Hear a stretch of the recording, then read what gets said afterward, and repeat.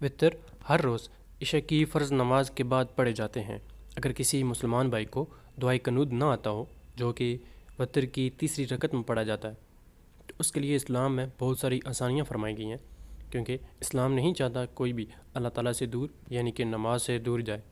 ان کے لیے حکم ہے کہ وہ کوئی بھی صورت قرآن پاک کی یا کوئی بھی 3 آیات سے زیادہ صورت پڑھ لیں، ٹھیک ہے، وطر کی جگہ، یا اس کے علاوہ کوئی بھی اگر انہیں قرآن پاک میں سے کوئی اگر دعا آتی ہو تو وہ اسے پڑھ سکتا ہے۔